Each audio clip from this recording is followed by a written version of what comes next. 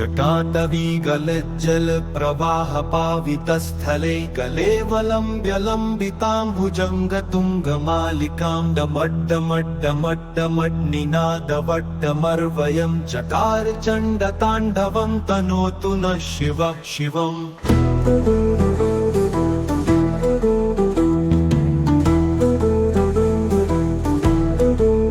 जटाकटाह सम्भव भ्रमन्निलिम्प निर्झरी विलोलवीचिवल्लरी विराजमान मूर्धनि धगद्धगद्धगज्जलल्ललाटपट्टपावके किशोर चन्द्रशेखरे रति प्रतिक्षणं मम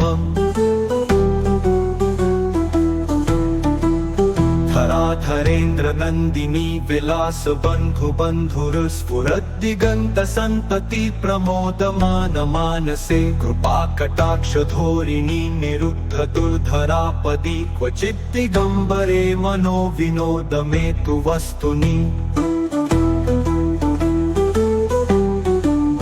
धराधरेन्द्र नन्दिनी विलास बन्धु बन्धुरस्फुरद्दिगन्त सन्तति प्रमोदमान मानसे कृपा कटाक्ष धोरिणी निरुद्ध दुर्धरापदी क्वचित् दिगम्बरे मनो विनोद मे तु वस्तुनि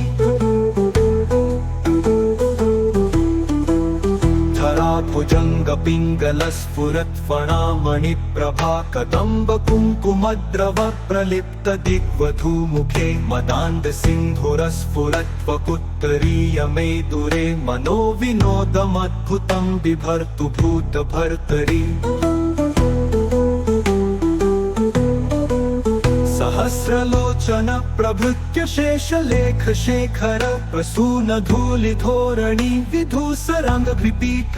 भुजंगराजमालया निबद्ध जाट जूट कक्ष्यै चिराय जायतांचकोर बन्धुशेखर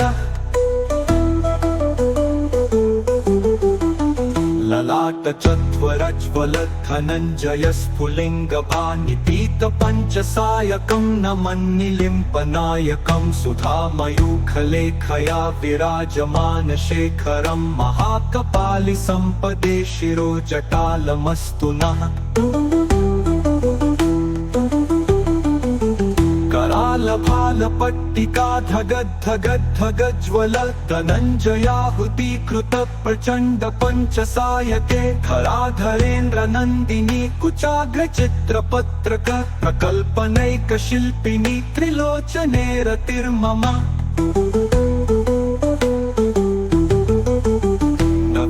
मेघमण्डली निरुद्ध दुर्धर स्फुरत् कुहूनिशीथिनी तमः प्रबन्धबद्ध कन्धरः निलिम्प निर्झरीधरस्तनोतु कृत्ति सिन्धुरः कलानिधान बन्धुरः श्रियं जगद्धुरन्धरः प्रफुल्ल नील पंकज प्रपंच कालिम प्रभावलम्बिकण्ठ कण्डली रुचि प्रबन्ध कन्धरं स्मरच्छिदं पुरच्छिदं भवच्छिदं मखच्छिदं गजच्छिदान्धकच्छिदं तमन्तकच्छिदं भजे।